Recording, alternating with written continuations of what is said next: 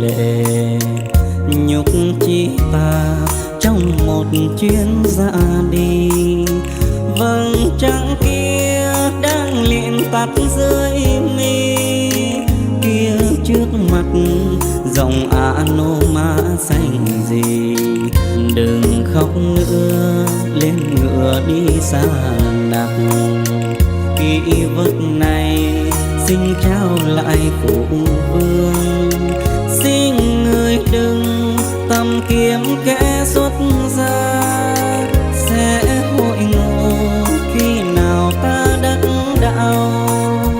Xóa nặc ơi, chúng sanh còn điên đạo, còn đắm mình trong tư khổ vô minh. Thì người ơi, ta cần phải hy sinh chút hạnh phúc mong manh, mưu cầu cho chúng sanh. Từ lúc đó trên đường đi tìm đạo, một bóng người trong mảnh áo tạ tơi, hướng từ tâm vào hành nguyên độ đời. Người đi mãi trên con đường giải thoát. Hôm nay tôi cũng giảng về tứ niệm xứ, nhưng mà tôi xin thưa một chuyện. Thì tôi từng nói với Phật tử đó, với Tăng Ni và Phật tử thông cảm cho tôi. Thì tôi nói là có khi đủ hết kinh Bắc, bên Bắc Tông, bên Nam Tông, và có thể ở ngoài nữa, chẳng hạn như Trang Tử, Lão Tử, Kiết Na đó tôi làm hết. Nghĩa là làm sao cho nó sáng tỏ thôi. Sáng tỏ là sao? Là áp dụng vào trong đời sống thực tại của mình, đem lời hạnh phúc cho mình và hạnh phúc cho tất cả.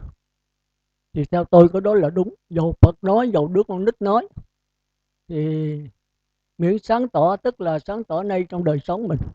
Đạo Phật là đạo của cuộc sống. Cuộc sống đau khổ mới có đạo Phật. Còn nếu cuộc sống mà sung sướng là không có đạo Phật. Mà chúng sanh thường tưởng là 4 đường ác là đau khổ, còn 4 đường thiện là người trời, dục giới, sắc giới, vô sắc là hạnh phúc. Thì Đức Phật ra đời, cái đó cũng nằm trong đau khổ. Cho tới thánh nhập lưu, nhất dẫn lai, bất lai, cũng còn dần nằm trong đau khổ. Chỉ có mình A-la-hán thôi. Mà thời của Thái sử Siddhartha chưa có đạo Phật, có 62 tôn giáo mà trong kinh đừng kêu là ngoại đạo. Chúng ta tưởng là ngoại đạo là xấu, thực ra nó không phải xấu.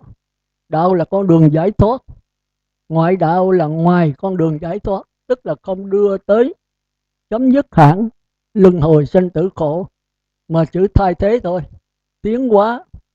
Thấy không? Thành ra cải sửa thì từ xưa giờ chúng ta nghe nói tu là cải sửa, chứ không nghe nói tu là nhận lại cái bất tử, nhận lại niết bàn. Mà chữ nhận lại đây có nghĩa là không có thầy, không có bổn sư, không có kinh điển. Thì ở trong kinh bên Nam Tông cũng thường nói đó, Thế Tôn tức là Thái tử Siddhartha si thành Phật đó, do Ngài tự ngộ, không thầy chỉ dạy. Bên Nam Tông cũng vậy. Nhưng mà cái hiểu biết của người ta tưởng là chỉ có Thái tử Siddhartha thành Phật Ngài mới tự ngộ. Theo tôi thì không phải vậy. Bất cứ ai cũng vậy. Nếu muốn thành Phật, muốn nhận lại cái Phật tánh thì phải tự mình, chứ không thể nương vào văn tự, không thể nương vào ông thầy, không thể nương vào ai hết, mà phải tự lực mình. Có một sự trăn trở, một sự thao thức, một sự tha thiết, và phải nhờ thầy sáng bạn lành. Và mình phải là con người thông minh. Mà thông minh theo tôi nghĩ trong kinh đó, tức là ít nhất cũng phải nhị thiền, sắc giới, và tam thiền, tứ thiền. Còn cõi người trời vẫn có thể đắc quả nhập lưu được, nhưng mà rất khó khăn. Thành ra đạo Phật là giới, định và tuệ.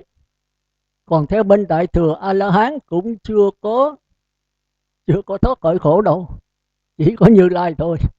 Còn bên tiểu thừa tức là thường thường, cái danh từ kêu là bên Nam Tông á, thì A La Hán là hết khổ rồi, còn Bắc Tông A La Hán vẫn còn khổ, hết cái khổ cho cá nhân, nhưng mà chúng sanh còn bời bời trong đau khổ, thì một A La Hán cũng chưa nằm yên được, phải ra tùy thuận đi vào cái khổ cảnh để giáo hóa một chúng sanh một cõi, nhiều chúng sanh nhiều cõi, thì đó gọi là Bồ Tát Thánh. Cái vô lượng chúng sanh trong vô lượng cõi, thì đây mới là Như Lai, đây mới chấm dứt hạnh khổ. Thì thôi cái đó chúng ta bàn qua lúc khác, chúng ta có nhân duyên gặp nhau chúng ta đã đi sâu. Thì hôm nay tôi nói đại khái là cái giảng hôm nay tôi giảng hơi khác một chút. Thì từ khi mà Thái tử Siddhartha đi tìm đạo, gặp hai ông thầy cuối cùng là cao nhất ở Ấn Độ, đó là ông Quốc Đầu Lâm Phất và ông A La La. Một ông dạy cho ngài là vô sở xứ, thì ông cho rằng bằng với A La Hán. Một ông dạy cho ngài phi tưởng phi tưởng, thì cho rằng mình bằng với Như Lai. Nhưng mà sau khi Thái tử nhập định 7 ngày, thì ngài thấy hớ không có đúng. Như Lai thì giống Như Lai, nhưng mà dỗm thôi. Cái đó là cái khó mà trong Kinh Thủ Lăng Nghiêm thì kêu là ngũ ấm ma. Thì tôi thí dụ thì quý vị biết là nó khó. Thành ra thời buổi này người ta lọt vào của ma rất nhiều. Các cõi trời, chẳng hạn như phi tưởng phi tưởng vô sở xứ, là tương tự như A La Hán và Như Lai, thì thật sự là tương tự đấy. Thành nó khó phân biệt. Thì giống như hai ly nước vậy. Trong kinh có thí dụ đó tôi thấy hay. Một ly nước lọc hết cặn cáo, một ly nước còn đầy cặn cáo. Khi để hai ly nước gần nhau mà định, tức là chỉ đấy, tập trung mạnh kỹ lâu sâu, thì tất cả cặn cáo này chìm ngủ ngầm ở dưới. Còn ly nước của bậc thánh nhân là không có cặn cáo, không phải lọc. Hai ly nước để gần nhau mà khi nhập định tập trung kỹ mạnh lâu sâu, thì hai ly nước nó trông giống hệt nhau, chúng ta không thể phân biệt được. Quý vị về lấy hai ly nước quý vị làm thử coi.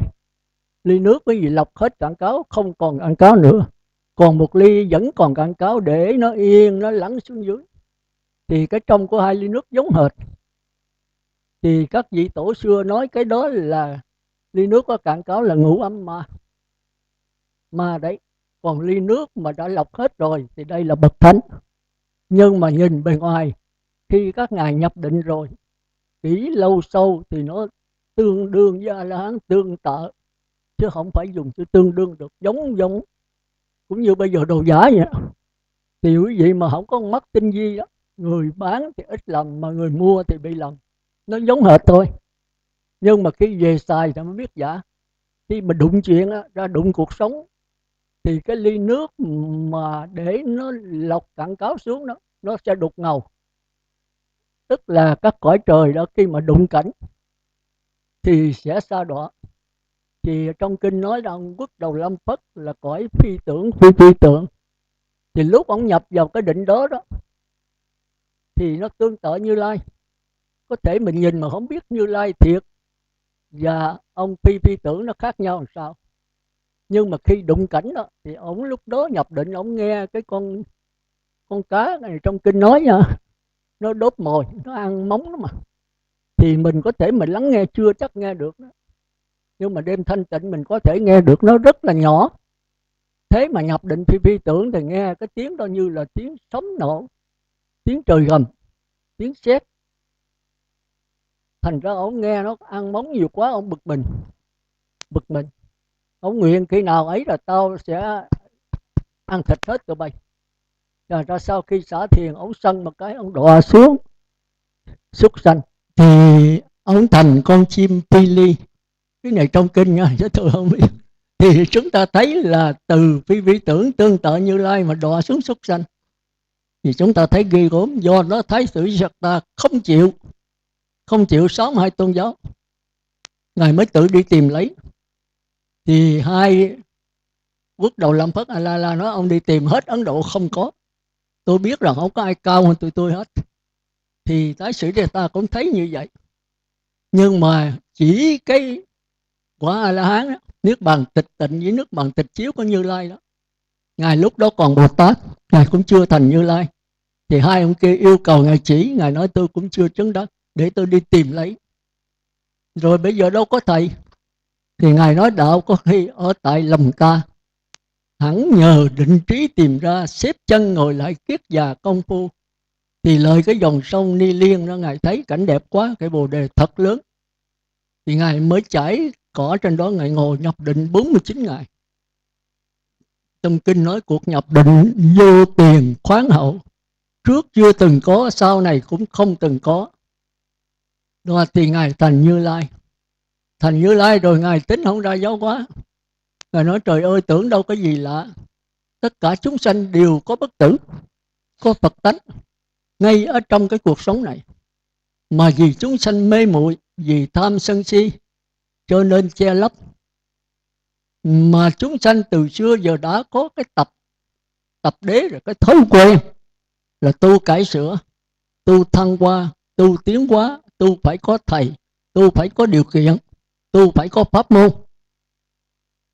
Mà tất cả điều kiện pháp môn đều là do tư tưởng tạo ra, nó xảo quyệt. Mà bây giờ mình đem cái niết bàn này mà không điều kiện, không pháp môn, không đạo sư, không từ từ, không lay rai, chỉ nhận lại tức thời tại đây, thì chúng sanh nó không tu được. Cái tập khí là cái khó khăn nhất. Thành ra sau khi Ngài giảng khổ đế rồi, 8 khổ 3 khổ rồi, cái này cũng khó à, bữa nào rảnh rồi tôi đi 8 khổ 3 khổ, hiểu lầm nhiều lắm, nghe không? Thì Ngài cuối cùng kết luận cuộc đời không phải là khổ, không phải sanh già bệnh chết là khổ, không phải thương yêu xa lìa thù ghét gặp gỡ gì. Ngài không sanh già bệnh chết sao? Các bậc thánh của Ngài cũng chết như cây sa la sống tỏ. Ngài có khổ không? Cái khổ không phải là Phật. Vì cái nguyên do chánh của khổ là gì? Thì do cái tiến trình năm quẩn. Mà tiến trình năm quẩn là gì? Chưa chắc là ai giảng cho rành nữa, vì nó khó như vậy đó. Sắc, thọ, tưởng, hành, thức.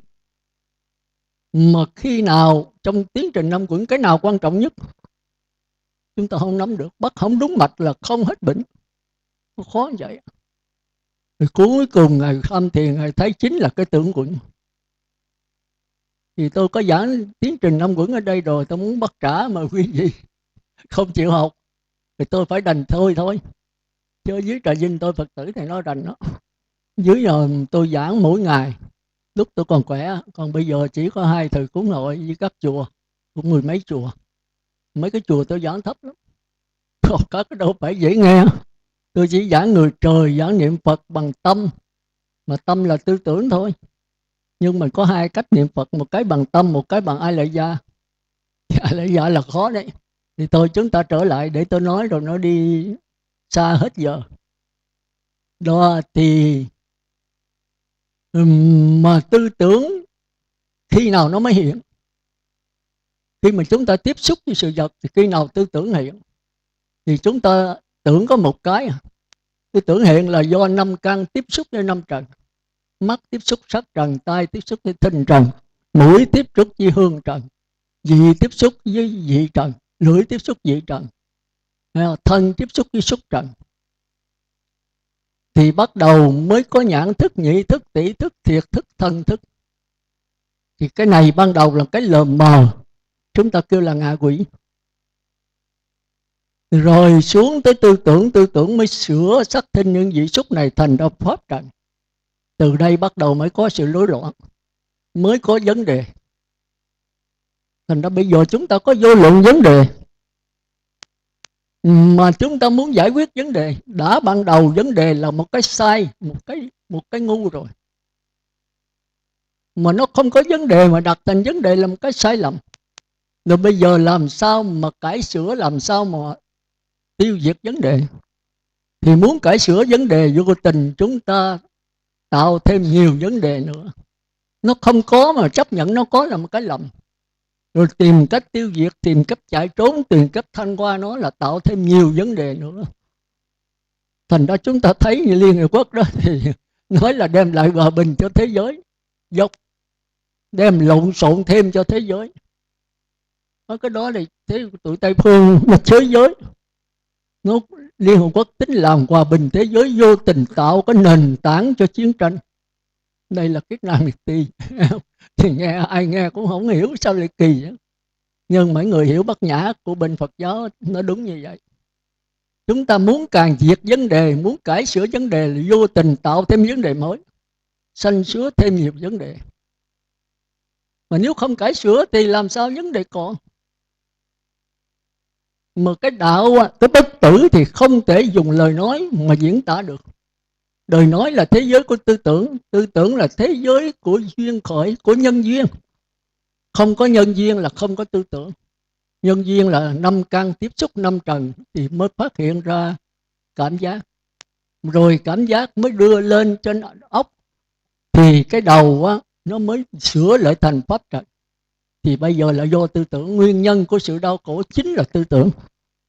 Mà tư tưởng phát hiện là do 5 căn tiếp xúc với 5 trần. Mà cuộc sống chúng ta thì làm không có 5 căn 5 trần rồi làm sao mà sống. Còn một cái thứ hai nữa mà chúng ta không biết. Từ xưa là tôi không để ý qua di thức, chúng ta phải biết. Di tưởng còn một cách hiện nữa. Lúc cái này kêu là đới trắc cảnh. 5 căn tiếp xúc nhân trần là cái cộng nghiệp chung. Còn tư tưởng phát xuất một cách thứ hai nữa là khi chúng ta về không có đối cảnh. Mắt dòm vào trong, tai không nghe tiếng ngoài, mũi không còn ngửi, miệng không còn ăn nữa thì tư tưởng vẫn hiện. Cái này quý vị phải để ý, tư tưởng của mình nó độc đáo. Đó là do A Lại Gia, tức là thức thứ 8. Tất cả những kinh nghiệm, kiến thức, ký ức, tội phước, những cái việc làm gì trong hôm qua, trong 10 năm về trước, trong 1, 2, 5, 7, 8, 9, 10 tiếp về trước, nó vẫn còn chứa trong cái linh hồn mình. Do đó mình mới luân hồi theo những cái chủng tử này. Quý vị không tin, về bữa nay tôi giảng rồi xuống dưới nhà đó, hoặc là 5, 7 bữa sau Phật tử nói bữa đó Sư Khang ông xuống đây ông giảng cái gì, thì mình phải nhớ lại. Mà nếu không có kho chứa làm sao nhớ lại. Thì cái ý chí là cái mặt na thức thứ 7. Nó mới mòi ở trong A Lại Gia, kinh nghiệm, kiến thức, ký ức, nó là ông chủ các kho. Còn cái kho đó chính là ông vua, nó là ông đại tướng. Thì cung cấp cho tư tưởng là ông quân sư. Thì tư tưởng mới trả lời được. Thành ra tư tưởng phát hiện là một là do A Lại Gia, hai là do 5 căn đầu. Thì cái này kêu là biệt nghiệp, hay là độc ảnh cảnh. Quý vị phải coi duy thức, quý vị mới rành, tôi nói sơ thôi. Còn cái kia kêu là cộng nghiệp, hay là đới chất cảnh. Rồi bây giờ bắt đúng mạch. Cái sắc thân không quan trọng, cái miệng không quan trọng, mà chính cái tư tưởng mới quan trọng. Tư tưởng là ý, quý vị học ở trong pháp cứu đầu tiên đó. Thì thân khẩu không quan trọng mà ý. Ý dẫn đầu các pháp. Ý làm, ý tạo tam giới. Rồi chúng sanh chết là do ý. Mà trong Đức Phật và Phật Pháp bên Nam Tông lấy cái ý là quan trọng. Nghiệp. Quý vị coi Đức Phật Phật Pháp tôi nói toàn nghiệp không à. Chúng sanh luân hồi sanh tử là nghiệp. Hành động với cái hiểu biết của nghiệp. Chết đi là nghiệp kéo đi. Rồi đầu thai là nghiệp bắt đầu đầu thai cái mới. Không có A Lại Gia. Di diệu Pháp tôi có coi qua. Rồi di thức thì phải nói có A Lại Gia thì mới có chỗ thiếu. Quý vị coi Na Tiên Tỳ Kheo, quý vị sẽ thấy toàn Nam Tông. Thành ra vua Mi Lan Đà mới hỏi Na Tiên về vấn đề đầu thai. Na Tiên nói không có kho chứa đâu bệ hạ. Bệ hạ thấy như cái hột xoài, bệ hạ ăn rồi còn cái hột. Thì cái hột bệ hạ gieo xuống là một cây xoài khác, đâu có cái gì chứa trong cái hột. Không có Ai Lại Gia, chỉ có cái nghiệp thôi. Ngài tạo, bệ hạ tạo nghiệp. Rồi khi chết rồi còn lại cái nghiệp sẽ mang cái sắc thân mới. Rồi có sắc thân mới sẽ tạo nghiệp mới nữa.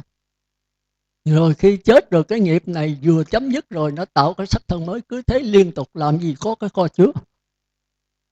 Giảng rất hay, rất sáng tỏ.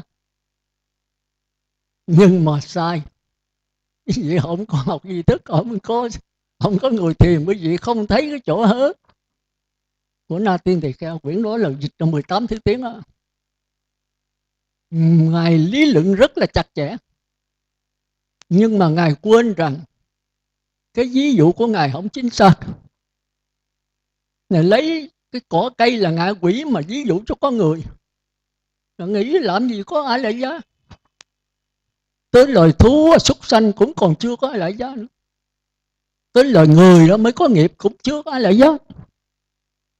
Thành ra vấn đề mà 8 thức với 6 thức đó là vấn đề căn nhất. Chúng ta thấy trong quyển lục căn của sư trưởng Đề Lục Căn mà ngài giảng là 8 căn. Cái gì nhớ không? Mắt, tai, mũi, lưỡi, thân, ốc, trí, tánh. 8 căn. Thấy không? Sắc, thinh, hương, vị, xúc, pháp, huệ, chân. 8. Thấy, nghe, hửi, nếm, rờ, tưởng, hiểu, biết. 8. 8, 3, 24. Trùng với Đại Thừa. Duy thức là 24 căn. Cái gì thấy nó cả một vấn đề khó khăn. Thành ra mấy quý vị phải gặp tôi cỡ 50-70 cả trăm lần nữa thì chúng ta mới có thể đi sâu vào Phật Pháp và có thể tìm hiểu giữa Phật giáo Nam Tông và Bắc Tông. Thành ra Nam Tông thì nó giống như khoa học. Khoa học mà chế độ duy vật là không có linh hồn, thì cái thức thứ 8 là linh hồn đó. Thành ra cái Phật giáo Nam Tông nó rất hợp với khoa học. Còn Bắc Tông thì nó thêm cái thức thứ 7, thức 8. Nam Tông có thức thứ 7, nhưng mà nó kêu cái đó là cái sức mạnh của nghiệp ý chí. Còn thức thứ 8 thì nó không biết. Còn khoa học hồi đó cũng có 6, bây giờ bắt đầu khoa học đi xa ra. Từ ngày ông Einstein mà tìm ra định lực tương đối thì kêu thức thứ 7 là tiềm thức. Thức thứ 8 là vô thức, mới đây thôi. Thành ra khoa học bây giờ mới giải thích Phật giáo một cách sáng tỏ. Thôi tôi nói sơ thôi chứ nó hết giờ. Rồi tôi mới thao thức. Tôi đọc hết cái bộ 5 bộ Nikaya. Đọc có một lần hả? Một lần thì chưa gọi là đọc. Cái đó là đọc tiểu thuyết. Mà thời giờ không có 5 bộ Nikaya, đọc bỏ ra 1-2 tháng mới là hết, không phải dễ đâu. Mà đọc lợi ít nhất cũng 10 mấy lần thì suốt cuộc đời tôi cũng không kịp. Mà phải nghiền ngẫm đọc, rồi phải ngồi thiền mà nghiền ngẫm mà lựa chọn. Rồi cuối cùng tôi lựa chỉ có Trung Bộ Kinh là hay hết, đầy đủ hết. Mình coi bộ đó lợi ít nhất cũng 9-10 lần, ngoại mai mới hiểu. Mà hiểu Trung Bộ Kinh là hiểu hết 5 bộ Nikaya. Hiểu một bộ tôi là hiểu đủ hết. Rồi lên Đà Lạt tôi coi lại là 4 năm liên tiếp, 152 bài. Coi 10 mấy lần cũng không hiểu lắm. Nhất là cõi trời vô sắc, không vô biên, thức vô biên, vô sự phi phi tưởng. Trời ơi coi chết luôn. Nhất là vô sự xứ phi phi tưởng, nó diễn tả một cách lờ mờ, cô động. Rồi sau tôi nhờ coi Thủ Lăng Nghiêm là hợp tác, nó dùng để giảng độc đáo hơn, mà cũng chẳng hiểu lắm. Rồi sau tôi gặp ông Nghiêm Xuân Hồng, ông giảng Luận Ngăn Nghiêm Mãnh Nguyện, tôi hiểu liền. Tôi nói ông cư sĩ này giỏi. Rồi tôi thấy là tôi tha thiết với vấn đề nhập lưu, quả dự lưu. Nhưng mà không biết làm sao. Quả dự lưu thì không có thầy, không có pháp môn, không có từ từ, không có lai rai, mà chỉ nhận lại thôi. Bây giờ làm sao? Thì coi hết cái 5 bộ Nikaya rồi là ý tôi là tính kìm cái chỗ nào nói gì nhập lưu đó, tôi ghi lại. Rồi cuối cùng tôi đúc kết. Nhưng mà sức không có tùng tâm được. Mình già yếu rồi thì giờ đâu mà coi nổi. Mới coi mà giờ nó lại lên oxy không lên não, coi nhiều là nó chán váng, nó té. Rồi sau mai ông đệ sử là ông Dân Hiếu, ông Thọ Giới Thượng Thiện Nam, tôi than với ông nói để con kiếm, trên mạng có đủ hết. Thiệt, ông lên mạng ông kiếm được. Rồi thì do ông thiền sư ở Nam Tông, như Tích Lan hay gì đó, ông giảng hết tất cả quả dự lưu tôi có đây. Nghe không? Tất cả 5 bộ Nikaya, ông chỗ nào quả dự lưu muốn rút ra rồi ông đúc kết lại. Tôi mừng quá, tôi coi 10 mấy năm về trước rồi. Tôi mừng quá, tôi coi, tôi đem ra giảng mà tôi cũng chả hiểu gì hết. Hiểu là hiểu cái bánh vẽ, còn cái hạ thủ công phu làm sao hạ thủ? Nó không có pháp môn, mà hãy có pháp môn thì thuộc gì tư tưởng rồi. Tứ thiền tứ không. Mà không pháp môn mới là dự lưu. dự lưu, nhất dẫn lai, bất lai, vô sanh lai, có thể kêu là tất lai, có thể kêu là nhập lưu. Thì quý vị phải danh từ nó tạm thôi, mình phải hiểu cái ý nghĩa đó. Rồi tôi không biết làm sao, tôi coi hoài mà tôi hiểu được. Tôi đem ra tôi giảng mười mấy năm về trước. Rồi tôi giờ hôm đó cô Bi cô gì đi xe thì có cái đĩa đó để mười mấy năm rồi còn để đó. Lên xe có thả cái đĩa, tôi nghe tôi mắc cỡ quá trời. Tôi nói ơi, mình giảng là giống như mấy ông giảng sư đọc rồi giảng vuốt đuôi thôi, chứ không có cái gì sáng tỏ hết. Còn nghe giảng rồi chừng đó tu làm sao giàu quá nhập lưu. Mà nếu có pháp môn vào đó thì có đó người trời, chứ không phải là nhập lưu. Mà không pháp môn làm sao tu. Nhưng mà ông Triệu Châu mà ông hỏi ông Nam Tiền, bất tử là niết bàn là đạo là gì? Con vô đây là 7 tuổi và 17 tuổi rồi, 10 năm thầy không dạy con gì hết. Con nói trời, ta có giấu người cái gì đâu. Người đem trà thì ta nào người ta uống, người rửa bát thì ta đưa, người giặt áo thì ta đưa, người đem áo thì ta mặc, ta đâu có giấu gì. Ông nói vậy thì ăn mặc ở bệnh hàng ngày đó là đạo hả thầy? Nói, chứ còn ở đâu nữa. Đạo Phật là cuộc sống. Nói vậy là con vô đây tu làm chi? Con ngoài con ăn mặc ở bệnh rửa chén gì đâu như vậy. Ông nói khác con. Khác ở cái tâm, cái nhận thức trong lúc làm. Con mới vô con chưa biết phàm phu đó, thì khi mà ăn mặc ở bệnh khác, không có cái tâm ở đó, họ nghĩ tùm lum. Mà giảng ngồi cái ông nói con không hiểu. Bây giờ thầy cho con thí dụ. Thầy giảng rồi thầy cho thí dụ. Ông nói nếu mà vừa giảng mà vừa cho thí dụ thì không còn đạo, không còn bất tử nữa. Bất tử không thể giảng con. Ông Triệu Châu bực. Nếu không giảng con làm sao biết mà con tu? Thì Nam Tiền nạt. Cái bất tử nó không thuộc về biết hay không biết. Không biết là địa ngục, biết là ngạ quỷ, súc sanh, người trời. Con muốn cái nào? Thì ngay có đó ông ngộ. Là không có tư tưởng, không có mà biết, không có không biết. Mà không có biết, không có không biết, nghĩa là không có tư tưởng, không có tam giới thì tu cái gì? Tôi nghe, tôi hiểu mà tôi không biết làm sao hạ thủ. Thật sự tôi là đau khổ với cái Phật giáo này. Đạo trời thì tôi biết, bởi đó tôi tu tiên mà. Rồi chừng sau thì tôi biết tu tiên sai nhờ Thượng Tọa Giác Chánh. Nói sư anh tu tiên mới kể cái vụ ông Nguyễn Kỳ Mương đó, tôi bỏ qua đây tôi coi của Hòa Thượng Minh Châu. Lúc đó là Hòa Thượng Châu mới dịch đó, năm 75, 76, ngày mới là ở bên Ấn Độ về là tiến sĩ Nikaya, tiến sĩ Ấn Độ. Mà ở đó sách là không có giấy như giấy xúc vậy. Thì Hòa Thượng đây biếu tôi một bộ 3 quyển, 1, 2, 3. Rồi tôi bao lại kỹ càng, tôi để góc tôi coi, tôi không có để chung cho tăng. Rồi đó là dễ gì mà in được. Rồi bây giờ in bộ dày, rồi có biệt cứng nữa, để thờ. Tôi không có chịu coi mấy cái kinh vậy. Bây giờ 3 cuốn nó nhập lại 1 cuốn. Bây giờ ông Tủ là Phật tử mua là 9-10 bộ. Tôi không dự ý. Mà mai có ông Trương đó tôi mới kêu ổng làm là 15 cuốn. 3 cuốn đó mà 1 cuốn chia làm 5. Nó nhỏ nhỏ như vậy. Cầm theo tôi thì coi kinh, tôi không coi ngồi bàn. Không bao giờ tôi coi đèn. Ở dưới này rảnh lắm, tôi là tu theo Giác Chánh mà. Sáng đi bác, trưa về nấu cơm, là chiều bắt đầu tôi coi kinh. Nếu tôi không giảng thì tôi coi từ 2-3 giờ, tôi coi tới 5 giờ mới đi ngồi thiền. Tôi ra ngoài sân, tôi ngồi ngoài trời sáng vô cùng, tôi cầm cái quyển này tôi coi, mà nếu quyển kinh dày thì một hồi nó gục rồi rớt mất. Thành ra giờ tôi in đã tới 15 quyển. Mà chữ lớn bây giờ khóa học, bây giờ máy móc nó tùm lum. Tôi đem theo tôi coi, bây giờ tôi mới sáng tỏ.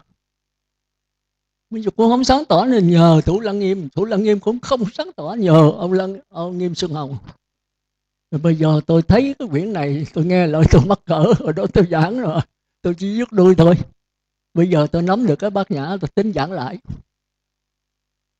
Cũng là của Phật, nhưng mà cái giảng của tôi.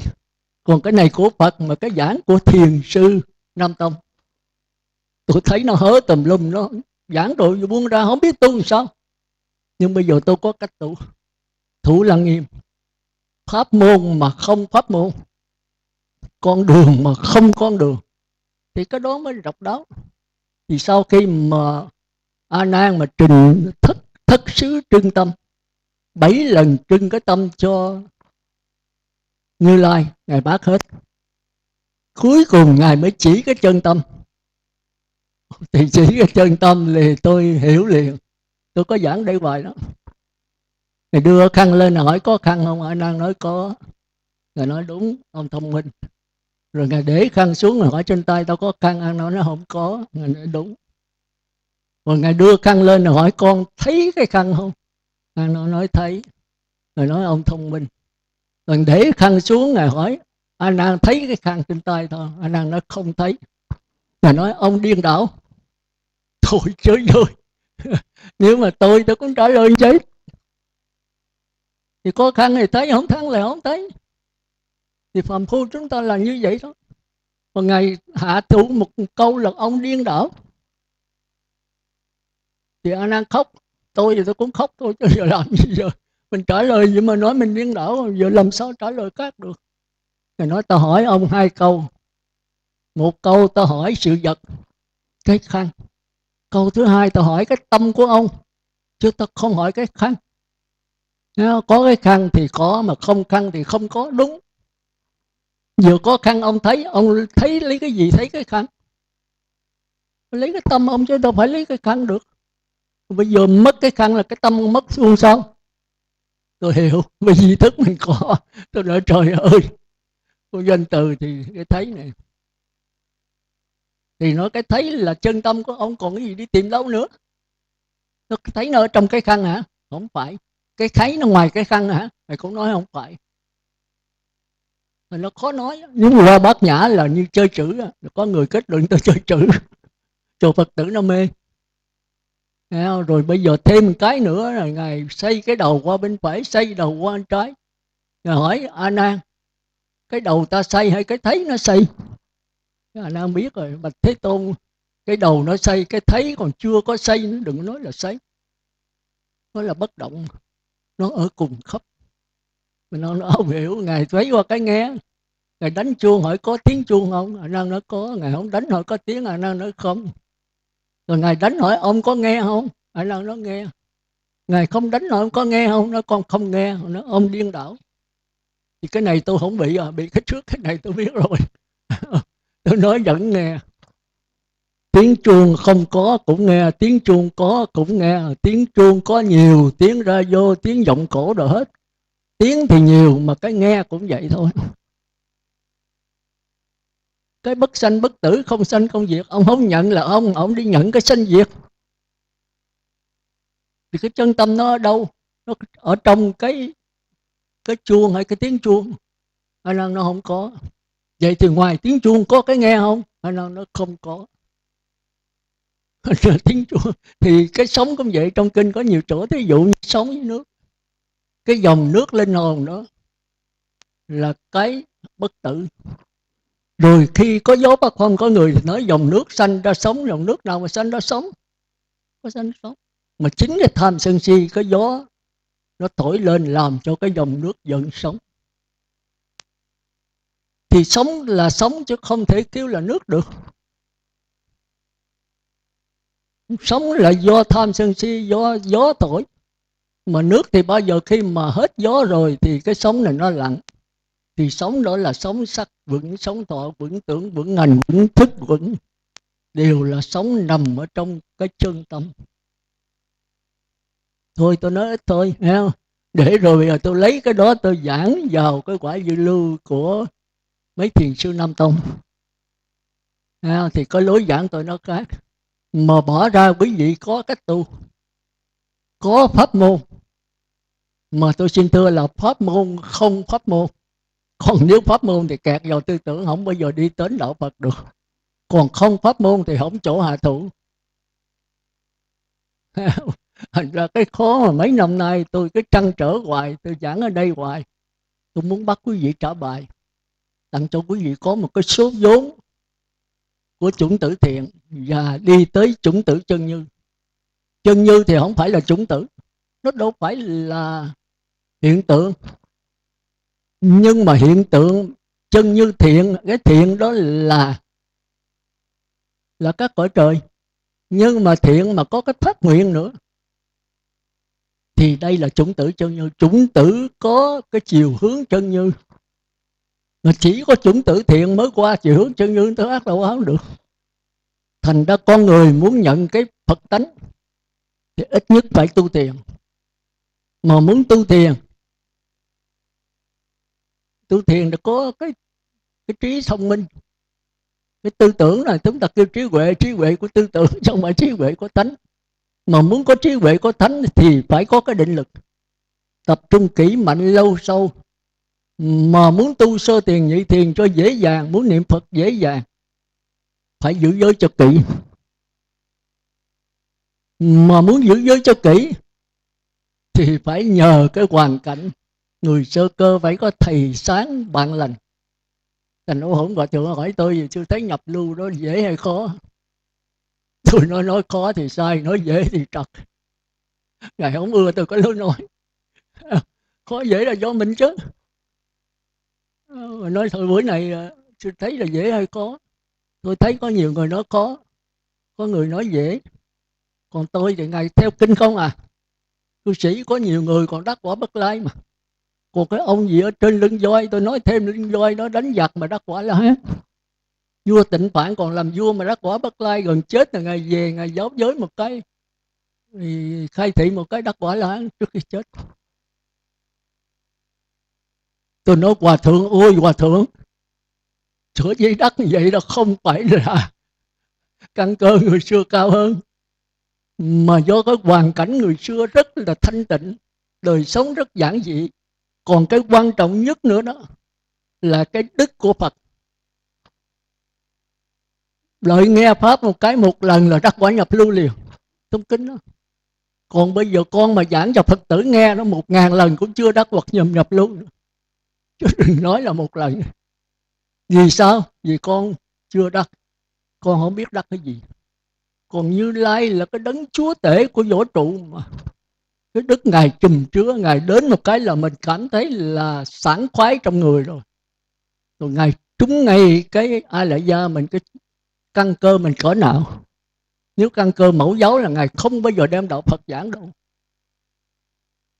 Căn cơ lớp 1 với 2 tức là cõi địa ngục ngạ quỷ súc sanh, cõi người thì quả mai Ngài còn giảng.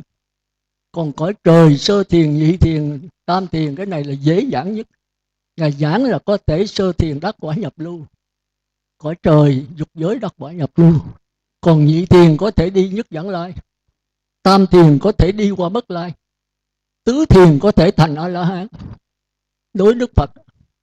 Còn như con bây giờ giảng 100 lần Phật tử nó cũng không biết cái gì hết. Đây có Phật tử nói sư giảng cái gì con cũng chả biết gì hết. Mấy năm nay rồi. Rồi nó không biết thì thôi. Chứ giờ trình độ tôi vậy rồi làm sao bây giờ. Nghe nhiều lần. Thành đó có Phật tử bây giờ tôi gần vô là thiêu rồi mới lại nói con mừng quá sư. Cái bằng của sư con nói thiệt là con nghe không hiểu cái gì hết. Rồi con nghe sư nói, con nghe lại 20-30 lần, bây giờ con hiểu rồi. Bây giờ con rất thích Pháp của sư, chứ hồi trước là nghe sư thuyết Pháp là con muốn họ dắt dò lên cổ chạy thôi. Bây giờ con nghe 10 mấy 20 lần con hiểu. Nó rất thực tế, nó tức là trong cuộc sống mà cái thân của con. Nhưng mà sư giảng nó khác người ta. Người ta chỉ giảng khơi khơi nói chơi, mà sư đi sâu xuống tới 5 căn 5 trần 5 thức, rồi tới vật lý sinh lý. Sư đi sâu vô đó mà quả thật là nó phải vậy. Thì tôi là có cái hậu thôi. Ai gặp tôi mới đầu là không ưa. Bên chùa cũng vậy, mà bên quý sư cũng vậy. Nhưng bây giờ bắt đầu mến kính tôi. Thì tôi gần vô là thiêu rồi, thì có cái hậu thôi. Thì thôi bây giờ chúng ta bắt đầu vô cái bài giảng này của mấy thiền sư mà rút ở trong 5 bộ Nikaya. Mà cái giảng là của thiền sư. Thì tôi cũng Nikaya, tôi có đọc hết rồi, nhưng mà cái giảng là của tôi. Thì quý vị đừng tin tôi, mà cũng đừng có bỏ. Quý vị nghe rồi quý vị suy gẫm, quý vị áp dụng vào cuộc sống quý vị á, mà thấy đem cái hỷ lạc cho mình, hỷ lạc cho tất cả mọi người, thì đây là đúng. Quý vị thực hành theo. Thì tôi đã năn nỉ quý vị, tôi đến đây để trao đổi quý vị thôi. Cái giảng của tôi là cái chất liệu để cho quý vị tham thiền áp dụng vào đời sống mình trên con đường giải thoát. Cái mục đích tôi là giảng để giải thoát.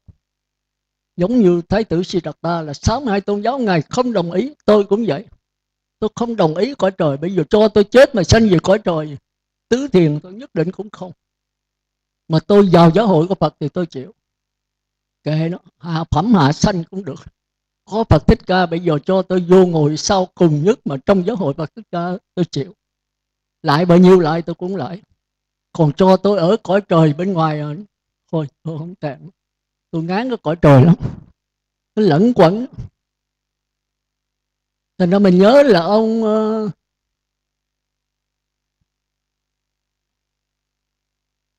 vua Lương Võ Đế gặp Bồ Đạt Ma. Từ ngày mà Trẫm lên ngôi tới giờ Trẫm cất hơn 72 cảnh chùa, độ hơn 3.000 tăng. Biết bao nhiêu công đức. Như vậy có công đức gì không? Như là có trí huệ, có bất tử không? Đạt Ma trả lời thẳng, không có cái mốc gì hết. Ngài tức hỏi kỳ có đó là cái gì? Thì Bồ Đạt Ma nói là cái phước báo nhân thiên hữu lậu, có hưởng là có hết.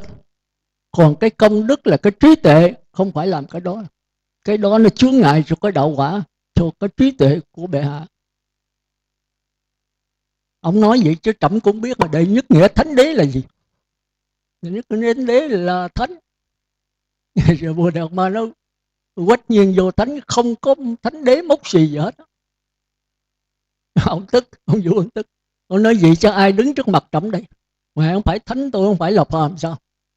Thì Bồ Đạt Ma không biết. Không biết. Chứ không biết này tâm sâu đó. Không biết là biết tất cả.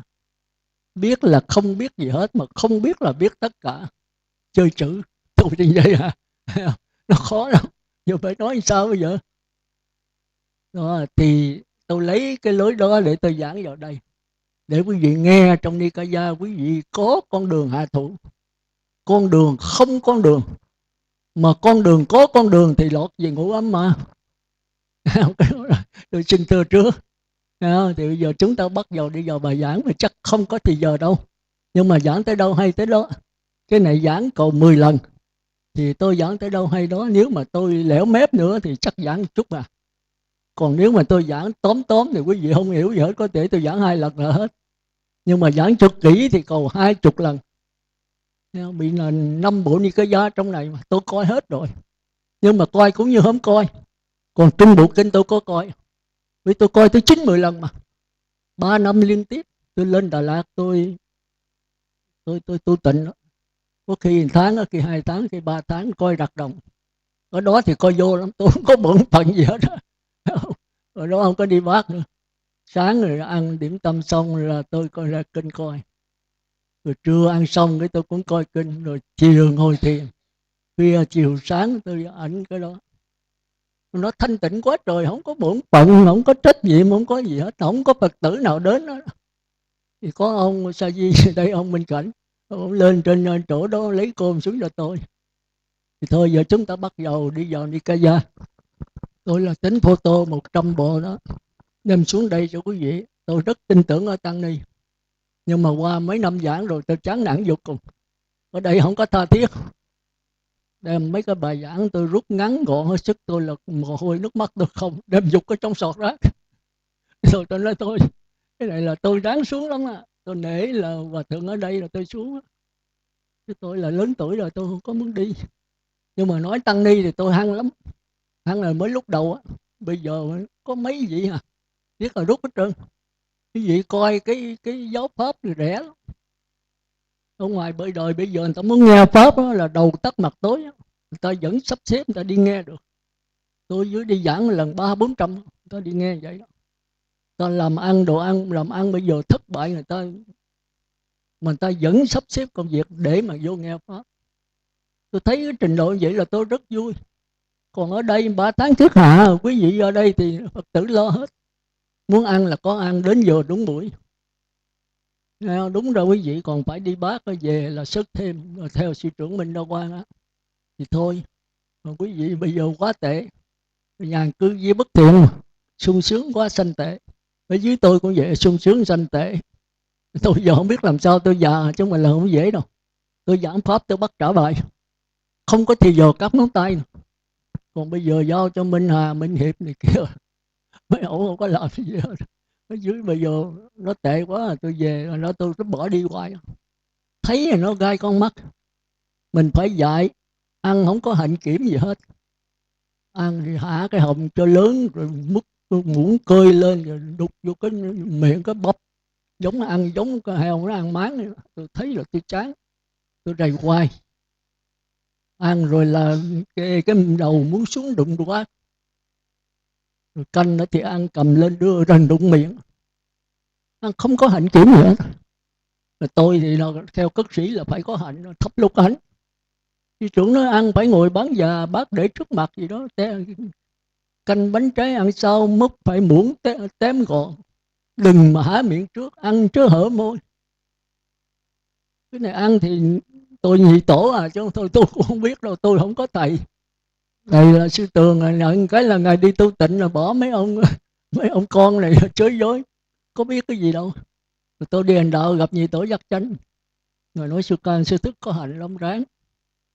Rồi tôi đi độ con đường ngày cái chỉ cái muỗng đó thì ngài nói cái tay không được quỳnh vậy, để sát cho này, lên xuống qua lại, cái tay không được như nó có hạnh lắm. Còn mà đệ tử tôi không ăn ông quỳnh vậy, mình đứng xa mình thấy dữ tận. Rồi hả họng lớn gì mà cái mút ông mũi cơi vậy. Tôi biểu mày nhỏ bớt, tém cho nó sát xuống. Vì tổ Giác Chánh đó tém mà lật cái muỗng ngược không rớt, như vậy mới được. Rồi đưa vô đụng môi mới hả, đụng cái môi mình rồi mới hả, vừa đúng là đút vô ngậm lại kéo ra chữ vuông về mới để xuống. Cái tay này không có nhúc nhích cái này qua lại lên xuống, đưa lên rồi kéo ra rồi để xuống. Rồi múc vô cũng vậy, đưa lên bằng ngang cái miệng mới đẩy vô. Còn này ông bắt ở dưới ông đẩy xéo vô đi cũng không có đi tắt xéo. Tôi già rồi, bây giờ tôi đi kiểm soát nữa. Hồi xưa thì tôi làm được, bây giờ tụi Việt kiều ngoại quốc nó về biết bao nhiêu, bị tôi giờ lên mạng rồi nó khó, nó thấy là về đây nó xin xuất gia. Tôi nói không, tôi không có thâu nữa. Tôi 72 tuổi ni ban liếc là nín nghỉ rồi, tôi 73 rồi, giờ tôi nghỉ thôi, tôi không có sức khỏe. Nó tha thiết, nó nói trên mạng nó thấy là muốn tìm cái chỗ tu mà tìm hết không có cái chùa nào vậy. Chùa giờ làm công quả quá trời, bên khất sĩ của Bình Tịnh Xá cũng làm công quả, chỉ nghe có chỗ sư thôi. Tôi nói tôi lớn tuổi mấy năm trước thì được, bây giờ tôi không thâu nữa. Tôi nói nếu mà nó năn nỉ hoài, tôi nói giờ về coi ông Minh Hà, Minh Hiệp thì có thâu thì thâu, mấy ông chịu trách nhiệm với giáo hội, chứ tôi không có bạch nữa, tôi không có giới thiệu nữa. Tôi là cũng như là ngoài đời tôi kêu cố vấn ngồi trên đỉnh thở tôi coi tôi chỉ thôi, chứ còn dạy thẳng là tôi không có dạy thẳng là mấy ông chưa chắc theo tôi nổi nữa. Tôi coi dễ mà khó, ở đúng là lực tôi rất dễ, mà không đúng thì tôi khó. Thôi giờ chúng ta đi vào bài giảng ha. Thì cái bài dẫn nhập kinh điển trích dẫn ở đây được trình bày trong 5 phần. Phần thứ nhất là khai mở pháp nhãn, đề cập đến kinh nghiệm thực chứng quả dự lưu, và kết thúc bằng một đoạn kinh về tri kiến của bậc dự lưu so với A-la-hán. Đó là phần thứ nhất, đây 5 phần tất cả. Phần thứ hai đề cập đến 3 kiết sử đầu tiên trói buộc chúng ta trong vòng luân hồi: thân kiến, hoài nghi và giới cấm tụ. Các kiết sử này được đoạn diệt khi khai mở pháp nhãn, đó là phần thứ hai. Phần thứ ba đề cập đến các đặc tính của vị đã đắc quả dự lưu sau khi chặt đứt 3 kiết sử đầu tiên. Phần này tập trung vào 3 danh sách liệt kê 4 yếu tố của quả dự lưu mà chúng ta không nên lầm lộn với 4 chi phần tạo điều kiện đưa đến quả dự lưu như đã trình bày trích dẫn kinh điển lúc trước. Cái này tôi quên, không biết qua 4 chi phần này là cái gì. Phần 4 kết quả đề cập đến các thành quả mà bậc dự lưu có được trong đời này và các đời sau. Phần 5 lời khuyên, trích dẫn lời dạy của Đức Phật trước khi Ngài tịch diệt. Bài kinh ghi chép các lời khuyên này, kinh số 16 của Trường Bộ, cũng ghi nhận rằng các vị tỳ kheo hiện diện trong giờ phút đó đều đã đạt kết các quả thánh, thấp nhất là quả dự lưu. Vì thế, sự kiện Đức Phật nhấn mạnh đến sự nỗ lực tinh tấn trong lời dạy cuối cùng, cho thấy rằng ngay cả các vị đắc quả dự lưu cũng vẫn phải tinh tấn tu tập, không được dễ vui. Thành ra chúng ta thấy cái tinh tấn là cái quan trọng nhất. Đạo Phật không cần thông minh hay ngu si, không cần giàu hay nghèo, không cần đầy đủ căn lành hay tật nguyền, không cần học thức cao hoặc là học thức kém hoặc không học thức, không cần cái gì hết, cần có một cái thôi mà chúng ta dịch là cái bền. Thì trong đạo Phật dịch là tinh tấn. Trong 37 phẩm trợ đạo, chúng ta thấy Ngài lặp lại 9 lần cái phần tinh tấn. Tứ niệm xứ thì chưa có, tứ chánh cần, 4 phần là tinh tấn hết. Tinh tấn những cái điều ác nhỏ, đừng cho nó phát sinh. Tinh tấn tiêu diệt những điều ác lớn đã phát sinh. Tinh tấn những cái điều thiện, tư tưởng thiện chưa phát sinh, làm cho nó phát sinh. Tinh tấn những cái điều tư tưởng thiện lớn đã phát sinh, làm cho nó phát triển mạnh thêm. 4 phần đó nói về tinh tấn hết. Nào, tứ niệm xứ, tứ chánh cần, tứ như ý túc, dục như ý túc, tinh tấn như ý túc, định như ý túc, huệ như ý túc. 4 cái là tinh tấn đứng cái gì? Ngũ căn, ngũ lực.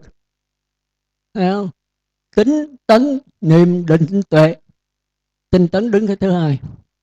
Có niềm tin và phải tinh tấn chuyên cần hoài. Ngũ lực cũng vậy, tính tấn, niệm, định, huệ. Tứ niệm xứ, tứ chánh cần, tứ nhị túc, ngũ căn, ngũ lực. Thất bồ đề phần. Thì cái này có 2 thứ thất bồ đề đó. Bồ đề của Nam Tông khác, bồ đề của Bắc Tông khác. Nam Tông thì lấy chánh niệm đứng đầu, còn Bắc Tông thì lấy cái trí tuệ, tức là trạch pháp đứng đầu. Phân biệt sự lành, sự liễu, 2 tinh tấn, rước lên 3 an lạc trong dòng đau bút, 4 tấn phục đăng lý lần lành, 5 nhớ tưởng đạo lý, 6 nhất tâm đại định, 7 vui chịu mọi cảnh ngộ. Tại sao lại khác như vậy? Chúng ta phải đọc phải hiểu tại sao lại lộn ngược lên. Thì tôi nói sơ thôi, quý vị về tham thiền lại. Vì Nam Tông chú trọng đến cái tham, do có tham cho nên mới sân. Tham mà được thì tham nặng thêm, tham mà không được thì sân. Mà tham thì thuộc về si mê, sân cũng si mê. Do tham, do sân cho nên bị si mê. Còn bên Đại Thừa, bên Bắc Tông không chịu vậy. Nếu mà diệt cái tham rồi thì tam giới, dục giới, sắc giới, vô sắc không còn nữa. Nước mà không có sống thì nước đó là nước chết. Thành ra bên Nam Tông là chú trọng A-la nhập niết bàn tịch tịnh rồi xong. Gánh nặng được đặt xuống từ việc làm đã làm xong. Từ nay không còn trở lui là trạng thái nữa, không trở lui tam giới nữa. Bên Bắc Tông trí tuệ là vãng xua. Tham sân si thì cứ tham sân si, mình miễn thấy rõ ra thôi, mình đừng dính mắc vào nó. Phải thể hiện tôi làm Bồ Tát mà tôi thật sự không tham thì vẫn được. Nếu mình làm lúc mẫu giáo mình vô dạy nó, mình từ chối bỏ lúc mẫu giáo sao? Nếu đã thầy giáo rồi không có từ chối lớp nào hết. Lớp mẫu giáo nó tham, nó ngu si, mình cũng làm bộ ngu si. Nó đánh dần đọc chữ, mình cũng làm bộ đánh dần đọc chữ. Thì cái đó là bên Bắc Tông. Bắc Tông là Đại Thừa. Tôi nói vậy thôi. Nhưng mà người sơ cơ thì nên tu Nam Tông. Nam Tông nó rất rõ, đừng có coi thường nó. Thành ra chúng ta thường thấy Huệ Năng với Thần Tú, chúng ta thích Huệ Năng mà coi thường Thần Tú. Không bao giờ tu Huệ Năng được đâu nếu quý vị không qua Thần Tú. Thần Tú là từ lai rai, có bổn sư, có thầy. Tôi nói vậy là mấy người nào tập sự mới xuất gia coi chừng nhau. Phải coi thầy như Phật, không thầy đố mày làm nên. Phải có bổn sư, có pháp môn, có từ, có lai rai, có thầy sáng, có bạn lành. Nhưng mà rồi phải dứt ông thầy. Ông thầy là không phải là đánh ông, chửi ông là bất mãn với ông, mà là buông tay để mà độ đệ tử khác, do ông thầy cho mướn đệ tử mới. Tôi phải nhớ cái chỗ đó. Hồi xưa là thầy hơn trò thì đạo có phước. Bây giờ thầy thua, học trò thua thầy rất xa. Cũng như Tam Tiền Triệu Châu độ có 5 tiền độ có 300-400 tăng. Khi chết thì giao lại Triệu Châu độ 700-800, gấp 2-3 lần ông thầy. Thôi chúng ta trở lại, thành ra chúng ta nên nhớ, mới tu thì nên nhớ tu theo tiểu thừa, theo Nam Tông. Phải giữ giới cho kỹ, phải tập tu từ sơ thiền, nhị thiền, tam thiền, tứ thiền. Chúc như chúng ta trở lại cái đó, rất là quan trọng. Thành ra trong kinh của Nam Tông rất là hay. Người hành giả đó phải diệt 5 triền cái. Mà 5 triền cái là gì? Ở trong này giảng còn không được. Mấy ông thiền sư Nam Tông xin lỗi là giảng tôi thấy là không đúng.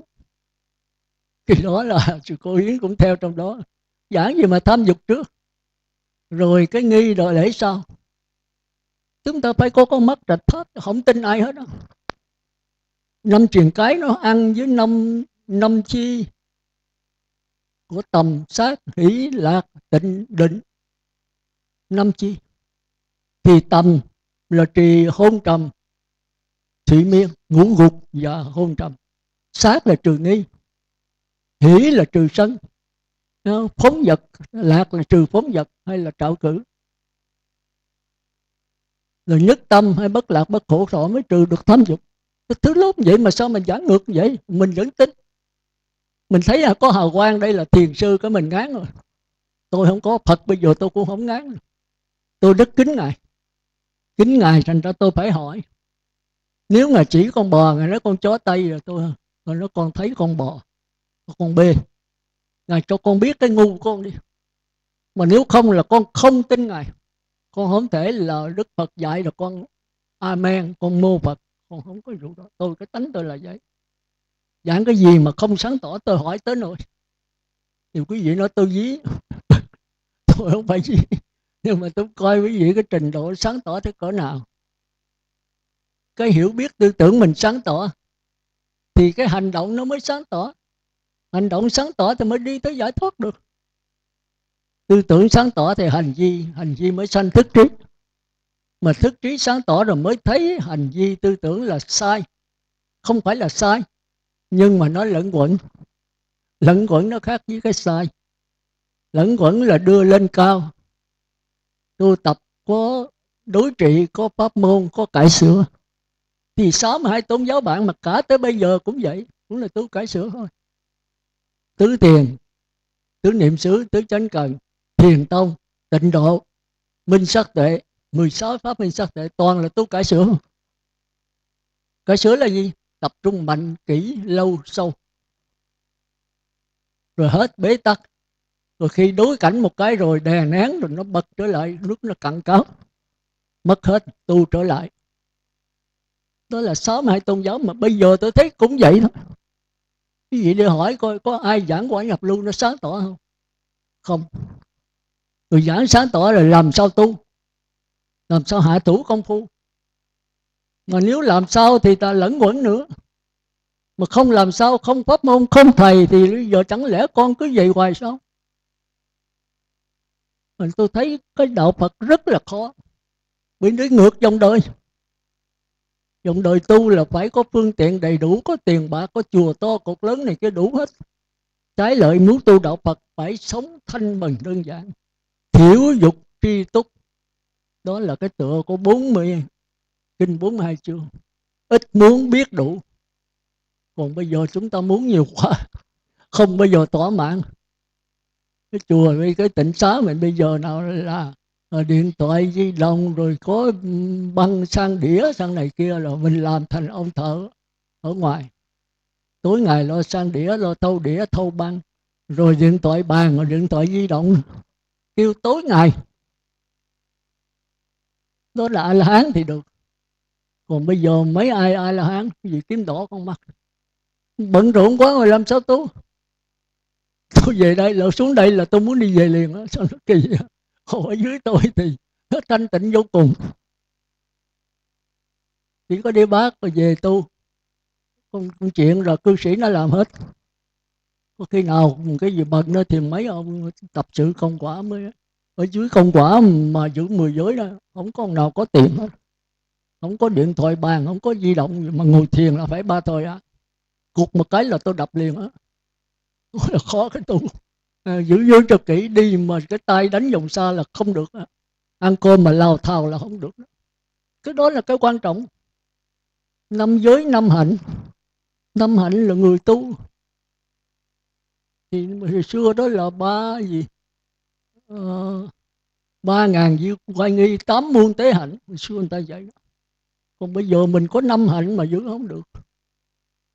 Bây giờ đi làm việc của cư sĩ, đi sửa điện, sửa này kia, đi sửa. Cái đó mình kêu cư sĩ vô sửa cho mình đi sửa. Mà mặt không có gì mà leo trên đó sửa. Rồi sơn phết tịnh xá bắt mấy ông tỳ kheo đi làm. Ở ngoài thất nghiệp cái đống tụi Việt kiều nó về nó bỏ tiền nó mướn thiếu gì. Ông thầy tu là phải giảng pháp, giảng cho rành mà chính mình phải thực hành, mình phải đắc quả trong pháp mình giảng. Còn không là nói dối người ta, gạt người ta.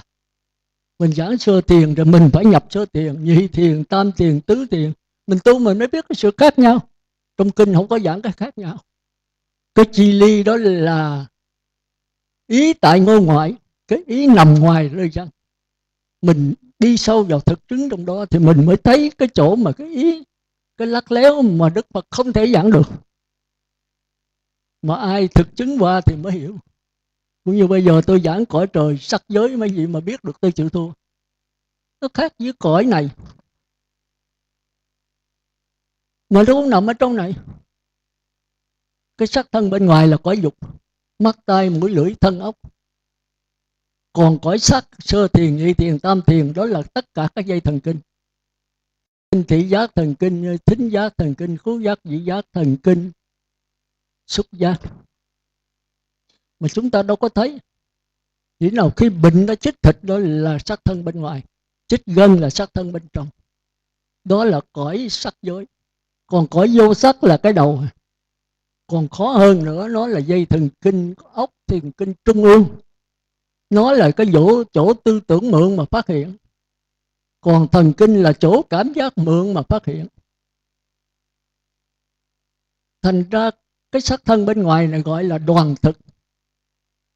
Ăn uống ngủ nghỉ được, ăn cho nhiều, ăn cho đồ ngon, rồi ỉa phẫn cho thúi, chết rồi hôi rình. Cõi xúc thực đó thì người ta không có ăn, ta ăn cái hỷ lạc thôi. Quý vị nhập sơ thiền, nhị thiền rồi quý vị cảm thấy hỷ lạc. Ly dục sanh hỷ lạc, định sanh hỷ lạc, ly hỷ diệu lạc, xả niệm thanh tịnh. Bên Đại Thừa nó nói quá cô động. Còn bên Nam Tông thì nói rành mà chưa chắc mình hiểu. Mà tủ nữa bữa nào rảnh tôi giảng lại, vì tôi có đi vô cái đó. Cái bất tử, cái Phật tánh thì tôi mù mờ, tôi không dám xác nhận. Còn cái thiền này là tôi đi vô nhiều lần. Mình phải thực hành rồi mình giảng thì nói rành. Phật tử người ta cần cái gì? Cần cái giảng rành của mình. Người ta đầu tắt mặt tối kiếm ăn đổ mồ hôi. Người ta cầu nhà sư là chỉ người ta có pháp để giải thoát khỏi luân hồi sanh tử khổ. Còn nếu không cũng chỉ người ta về cõi trời, chứ ở cái cõi này sao? Mà cõi trời ở đâu? Thì cái sắc thân thứ hai, tất cả các dây thần kinh. Mà nếu quý vị ngồi thiền, quý vị sẽ thấy cái cõi trời sắc giới. Nó không có sắc thân. Nó toàn là bên đó là không có mặt trời mặt trăng, sống bằng cái hào quang của mỗi người. Nó chết không có chết nguyên con như mình, mà nó biến mất. Nó biến rồi nó lên cõi trời cao hơn, hoặc là sa đọa xuống dưới này. Quý vị làm sao hiểu? Quý vị khi nào thấy được cái dây thần kinh mình đâu. Còn quý vị coi cõi trời, quý vị nhìn người ta đó qua thấy cái dây thần kinh bên trong luôn. Nó chỉ là cái hào quang. Nếu mỗi khi mình sân đó thì hào quang mình biến thành đỏ. Còn mình thanh tịnh đó thì nó trong suốt màu vàng. Còn mình an lạc thì nó màu xanh. Còn mình ngu si đó thì cái màu hào quang màu đen. Mà có bao giờ mình thấy được đâu. Mình ngồi thanh tịnh rồi thỉnh thoảng mà nhìn người khác mình thấy. Thì đó là bắt đầu đi vào thiền đấy. Nó cõi trời sắc giới là người ta có thể nhập 7 ngày, 7 đêm, 7 tháng, 7 năm, không ăn uống gì hết. Sống bằng cái gì? Sống bằng cái cảm giác kêu là xúc thực. Cõi trời vô sắc là sống bằng tư tưởng. không có xúc thực nữa, mà cái thân thứ ba. Thân thứ ba là cái gì? Sống bằng cái đầu.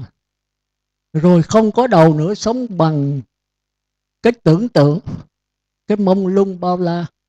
Thì ăn bằng cái gì? Ăn bằng tư niệm thực. Tư là gì? Tư là ý chí, là mạt na. Niệm là gì? Niệm là tư tưởng.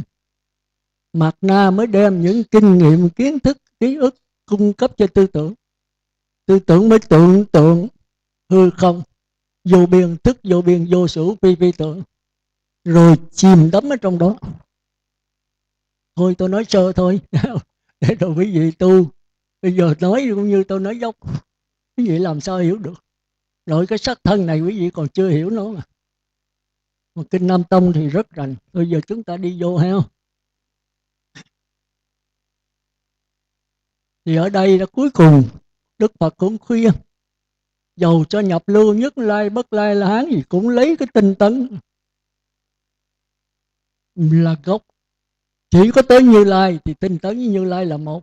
Còn Bồ Tát Thánh cũng phải tinh tấn. Thành ra có bài thơ tôi đọc hoài trên đường đạo: không gì bằng tinh tấn, không gì bằng trí tuệ của đời ta. Thì giờ chúng ta vô cái bài